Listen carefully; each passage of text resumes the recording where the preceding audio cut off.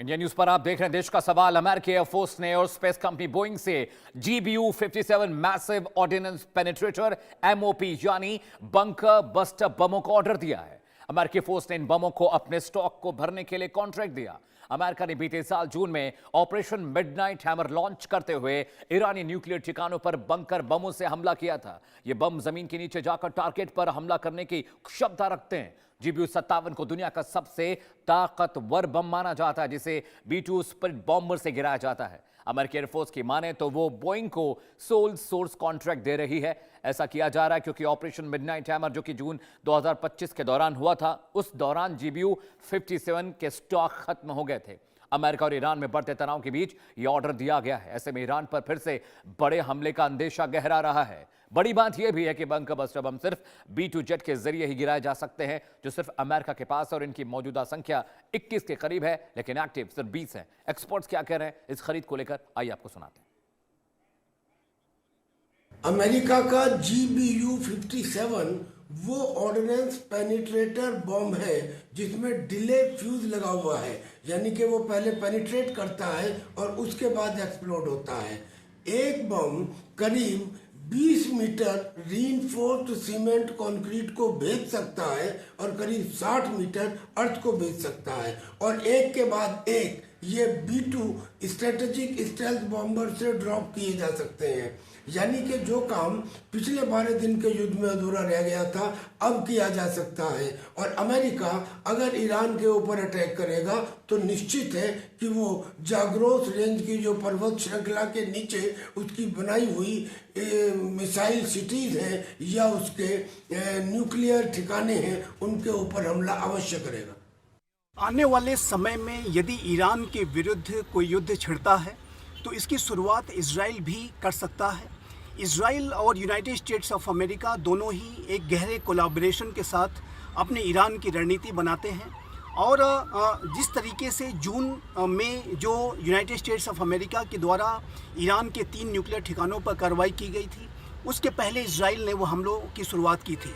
और जाहिर है कि वर्तमान समय में भी यदि कोई युद्ध छिड़ता है तो इसकी जो शुरुआत है वो इजराइल कर सकता है, और यूनाइटेड स्टेट्स ऑफ अमेरिका के क्लोज कोऑर्डिनेशन में दोनों ही राष्ट्र ईरान के विरुद्ध बड़े मिलिट्री एक्शन ले सकते हैं। इस बात की भी संभावना दिखाई देती है। तो आपने संजीव श्रीवास्तव को सुना, TP त्यागी साहब को सुना। आप देश का सवाल भी सुन लीजिए जिस पर 1 घंटे लगातार चर्चा होने वाली है। जी हाँ, सवाल नंबर 1 आपके स्क्रीन पर आने जा रहा है। यूएस ने बोइंग को बंकर बस्टर बम का ऑर्डर क्यों दिया? सवाल नंबर 2 जिस पर हम चर्चा करेंगे शो के दौरान, क्या यूएस ईरान पर जल्द हमला करने वाला है और उसी की तैयारी है? देश का सवाल नंबर 3 जिस पर हम पैनल से सवाल करेंगे, क्या यूएस ईरान के साथ बातचीत का नाटक कर रहा है? Is buying time. सवाल नंबर 4 जिस पर चर्चा जरूर होनी चाहिए, जिनेवा की बातचीत अगर रद्द हो गई, फेल हो गई, तो अगला कदम क्या होगा ईरान और अमेरिका का? सवाल नंबर 5, यूएस ने एक और worship USS Gerald middle east में भेजी है, भेजने की वजह क्या है? क्यों ईरान को घेरा जा रहा है?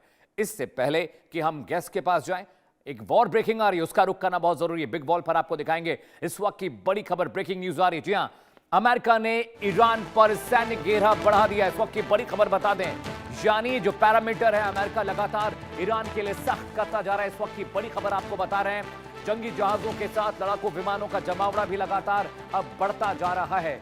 वेनेजुएला जैसे हमले की तैयारी अमेरिका कर रहा है। इलाके में एयर डिफेंस सिस्टम की भी तैनाती की गई है। एयरफोर्स को एसेट मिडिल ईस्ट ले जाने के आदेश दिए गए। एसेट का मतलब है जरूरी साजो सामान, हथियार, वेपन्स को अब जल्द से जल्द मिडिल ईस्ट के इर्द गिर्द डिप्लॉय करने के आदेश पेंटागन ने दिए हैं। इस वक्त की बड़ी खबर आपको बता रहे हैं कि भले बातचीत जिनेवा में होने वाली है, भले न्यूक्लियर डील को लेकर दोनों देश एक दूसरे के साथ टेबल पर बैठने को तैयार है, लेकिन जंगी तैयारी चल रही है क्योंकि ईरान भी होर्मुज की खाड़ी में वहां पर वो भी लगातार अपने युद्धाभ्यास नेवी के साथ कर रहा है, और इधर अमेरिका भी अब लगातार सख्ती करता जा रहा है। लेकिन इस वक्त की बड़ी खबर लेकर आया हूं आपके लिए, GBU-57 बम जो खरीदे जा रहे हैं अमेरिका के जरिए, बोइंग को इसका कॉन्ट्रैक्ट मिला है। समझिए ये क्यों खतरनाक है। जी हां, खासियत नंबर 1 आपको बता दें, MOP यानी मैसिव ऑर्डिनेंस पेनिट्रेटर इसे कहा जाता है। खासियत नंबर 2 आपकी स्क्रीन पर आने जा रही है। समझिए ये बम क्यों खतरनाक है और क्यों अमेरिका इसे खरीद रहा है। मजबूत कंक्रीट चट्टानों के अंदर बने ठिकानों को ये तबाह कर सकता है बहुत आसानी से, और इसीलिए अमेरिका इसकी खरीद कर रहा है ताकि ईरानी न्यूक्लियर साइट पर हमला हो सके। खासियत नंबर 3 आपको बताने जा रहे हैं। GBU-57 का वजन करीब 13,600 किलोग्राम का होता है। समझिए इतना भारी भरकम बम अगर कहीं गिरेगा तो कितनी तबाही मचाएगा। खासियत नंबर 4, दुनिया के सबसे भारी पारंपरिक गैर परमाणु, यानी this is not a atomic bomb, लेकिन सबसे भारी ये बम कहा जाता है। खासियत नंबर 5 आपको बताने जा रहे हैं।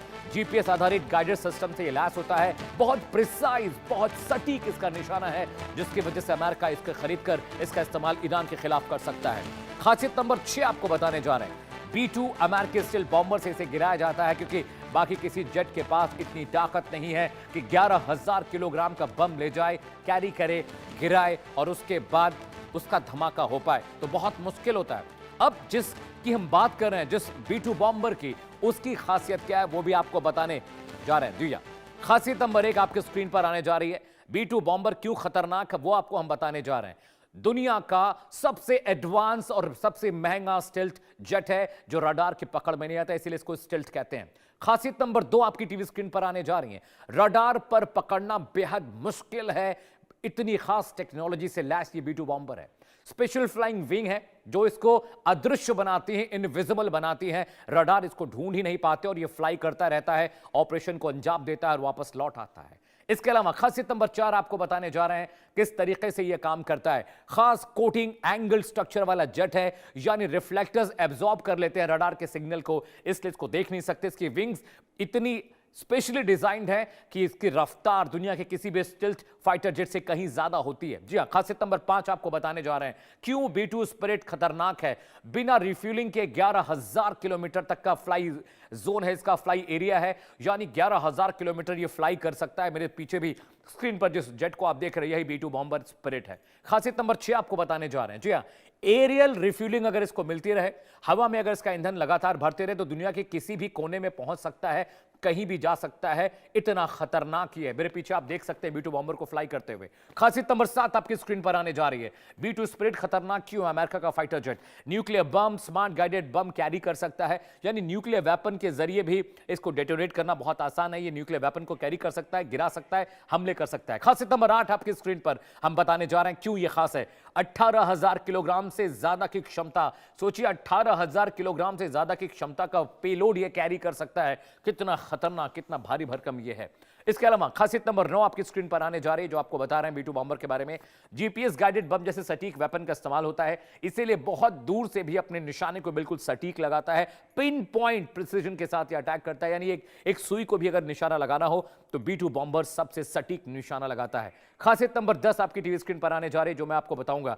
रात हो, खराब मौसम हो, बारिश हो, बाढ़ हो, बर्फ पड़ रही हो, B-2 बॉम्बर अपने सभी ऑपरेशंस को खराब से खराब कंडीशंस में भी अंजाम देता है और सक्सेसफुली उन ऑपरेशंस को कर अपने बेस पर वापस लौट आता है। लेकिन बड़ा सवाल समझिए, सिर्फ B-2 बॉम्बर, GBU-57 बम ही नहीं खरीदे जा रहे हैं। एक और जो US जेराल्ड है वो भी अब फारस की खाड़ी में पहुंच रहा है, ईरान के पास पहुंच रहा है। ये क्यों खास है, इसके अंदर क्या खासियत है, वो भी आपको जानना बहुत जरूरी है। जेराल्ड क्या है और क्यों अब्राहम लिंकन के बाद इसे भेजा जा रहा है। देखिए, दुनिया का सबसे बड़ा एयरक्राफ्ट कहा जाता है USS जेराल्ड को, और ये भी अब पहुंच रहा है ईरान के बहुत करीब। लंबाई करीब 337 मीटर होती है, 1000 फीट से ज्यादा लंबा है। इसकी खासियत बता रहा हूं, चौड़ाई 78 मीटर की 256 फीट जो है इसकी लंबाई है, चौड़ाई है। अब समझिए कि कितना खतरनाक ये वॉरशिप है। स्पीड की बात करें तो 56 किलोमीटर प्रति घंटे से ज्यादा की इसकी रफ्तार है, जो इसको बहुत खतरनाक बनाती है। इसके अलावा वजन करीब 1 लाख टन वजनी ये US जेराल्ड जो हम आपको बता रहे हैं, जो वॉरशिप अमेरिका ने भेजी है ईरान के बहुत करीब, न्यूक्लियर पावर्ड वॉरशिप है। और ये न्यूक्लियर पावर वॉरशिप क्या होता है, 90 विमानों की क्षमता इसके अंदर होती है। ये अपने डेक पर 90 विमानों को ले जा सकता है। न्यूक्लियर पावर्ड वॉरशिप का मतलब होता है महीनों बिना रिफ्यूलिंग के ये समंदर में ट्रैवल कर सकता है, बड़े से बड़े मिशन को अंजाम दे सकता है। इतनी बड़ी इसकी खासियत है। और आप सोचिए, US Abraham Lincoln, George W Bush और अब जेराल्ड भी पहुंच रहा है ईरान के बहुत करीब, यानी अमेरिका कुछ ना कुछ तो जरूर प्लान कर रहा है, क्योंकि अपने एसेट्स को डिप्लॉय कर रहा है। एयरफोर्स को कहा गया है कि तमाम जरूरी एसेट्स को वहां पर लेके जाएं। अब अगले ग्राफिक्स पर आते हैं। ईरान यूएस में किन मुद्दों पर बातचीत जिनेवा में होनी है और क्या वो मुद्दे सहमति बनने लायक है। पहला मुद्दा आपको बताएं, सबसे बड़ा विवाद यूरेनियम संवर्धन को लेकर है। अमेरिका इसी पर अड़ा हुआ है और ईरान इसे मानने को तैयार नहीं है। दूसरा बड़ा मुद्दा आपको बताने जा रहे हैं, ईरान के परमाणु हथियार बनाने का रास्ता बंद होना चाहिए, यह अमेरिका चाहता है। तीसरा मुद्दा, ईरान यूरेनियम एनरिचमेंट प्रोग्राम 60% तक कम करे, यह अमेरिका की मांग है। असल में कहा जाए तो इजराइल की भी मांग है। चौथा मुद्दा, ईरान से अमेरिकी प्रतिबंध हटाए जाए। यह बात जो ईरान कह रहा है कि अमेरिकी प्रतिबंध हटाए जाएंगे तभी बातचीत होगी, तभी चीजें बेहतर हो पाएंगी। लॉन्ग रेंज रॉकेट प्रोडक्शन बंद करे, यह बात अमेरिका इजराइल चाहते हैं और इसीलिए दबाव बना रहे ईरान के ऊपर। और छठवां सबसे इंपॉर्टेंट मुद्दा, सभी न्यूक्लियर साइट्स पर एक्सेस मिले आईएईए को, और अमेरिका इजराइल भी तमाम इन जगहों पर जाकर चेक करना चाहते हैं कि क्या सच में परमाणु बम बन रहा है कि नहीं। लेकिन अगले ग्राफिक्स की तरफ आते हैं, सिर्फ अमेरिका ही नहीं चमका रहा है, ईरान भी अमेरिका को चमका रहा है। कैसे? ईरान युद्धाभ्यास कर रहा है और ये प्रेशर टैक्टिक्स है। प्रेशर प्ले 1 देखिए, दूसरा नौसैनिक अभ्यास सोमवार से शुरू कर दिया ईरान ने, ये प्रेशर प्ले है। दूसरा, state of Hormuz, Persian gulf, gulf of Oman में लगातार युद्धाभ्यास चल रहा है, ईरान भी अपनी ताकत दिखा रहा है। प्रेशर प्ले नंबर 3, मकसद खुफिया ऑपरेशनल क्षमताओं की जांच करना कि अगर अमेरिका से झगड़ा हो जाए, लड़ाई हो जाए, जंग हो जाए तो भाई कैसे सब चीजों का हैंडल किया जाएगा। प्रेशर प्ले 4 आपके स्क्रीन पर बताने जा रहे हैं। लाइव फायर ड्रिल के चलते इलाके के जहाजों को चेतावनी दी गई है कि उस इलाके में ट्रैवल न करें, बहुत सारे क्रूड टैंकर्स वहां से मूव करते हैं। प्रेशर प्ले नंबर 5, अमेरिकी वॉरशिप को परेशान न करें। यह बात अमेरिका ने कहा है कि भाई आसपास युद्धाभ्यास जरूर करिए लेकिन हमारे वॉरशिप को परेशान मत करिए, हमारे सैनिकों को परेशान मत करिए। तो ये जो ग्राफिक्स वो बता रहे हैं किस तरह से ईरान भी तैयारी कर रहा है और अमेरिका भी। इस बीच वॉर ब्रेकिंग और इसका रुख करना बहुत जरूरी है। जी हां, जिनेवा बातचीत से पहले नेतन्याहू ने एक बड़ी शर्त रख दी है। इस वक्त की बड़ी खबर आपको बता दें, जी हां, वॉर ब्रेकिंग आपको दिखा रहे हैं। जिनेवा में बातचीत से पहले नेतन्याहू ने शर्त रखी है, राउंड 2 होने वाला है अमेरिका और ईरान के बीच। ईरान के साथ समझौते को लेकर इजराइल ने सख्ती की। उन्होंने कहा है प्रॉक्सी संगठनों की फंडिंग पर रोक लगे। इजराइल ये कह रहा है कि बैठक में इस पर चर्चा होनी चाहिए कि प्रॉक्सी जो संगठन है उस पर रोक लगे। ईरान को एटॉमिक प्रोग्राम बंद करना होगा बहुत जल्द। ये भी इजराइल कह रहा है कि रॉकेट प्रोडक्शन बंद होना चाहिए, आपका एटॉमिक प्रोग्राम बंद होना चाहिए। वो कह रहे हैं कि जो प्रॉक्सी संगठन है जैसे हूती, हिजबुल्लाह हैं, उनको जो फंडिंग ईरान करता है उनकी फंडिंग बंद होनी चाहिए। इस वक्त की बड़ी खबर आपको बता दें, जंग के मैदान से हालत हाजरा ठीक नहीं है, लेकिन फिर भी ईरान ने अमेरिका के सामने डील की पेशकश की है। वो कह रहे हैं कि आपके वॉरशिप हमारे यहाँ है, हमें कोई दिक्कत नहीं है, हम आपसे फाइटर जेट खरीद लेंगे, आप हमसे क्रूड खरीद लीजिए, हम मिनरल्स को लेकर बातचीत कर लेंगे, लेकिन जो प्रतिबंध है, जो सैंक्शन है, वो जब तक हल्के नहीं होते तब तक आपके साथ बातचीत हम नहीं कर पाएंगे। एक बड़ा पैनल मेरे साथ जुड़ रहा है, अगले 1 घंटे लगातार इन तमाम मसलों पर हम चर्चा करेंगे और उनसे समझने की कोशिश करेंगे कि आखिरकार ये जो कुछ चल रहा है उसमें आखिर अब आगे क्या होने वाला है, चीजें कैसे बेहतर होंगी। मेजर जनरल अनुज माथुर मेरे साथ हैं। सर, आपका बहुत बहुत स्वागत है कार्यक्रम में, बहुत बहुत शुक्रिया आपने हमें वक्त दिया। गौरीशंकर गुप्ता जी हैं, पूर्व राजनयिक हैं, सर आपका भी बहुत बहुत स्वागत है दोबारा शो में। संजीव श्रीवास्तव सर हैं, विदेशी मामलों के जानकार हैं, फॉरेन एक्सपर्ट हैं, सर आपका भी बहुत बहुत स्वागत है।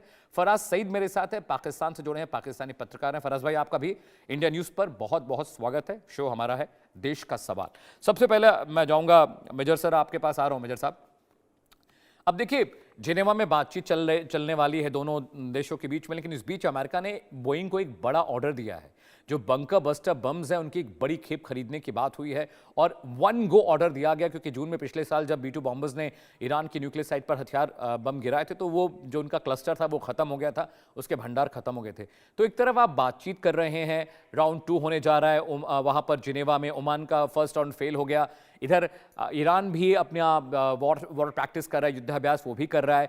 अब चीजें लगता है कि जंग की तरफ बढ़ रही हैं, क्योंकि आप बंकर बस्टर बम क्यों खरीद रहे हैं, क्या करेंगे? और आप 1, 2, 4, 10 नहीं खरीद रहे हैं, आपने सबसे बड़ा ऑर्डर अब तक का दिया है बोइंग को। इसके लिए आप इसे कैसे रीड करते हैं सर?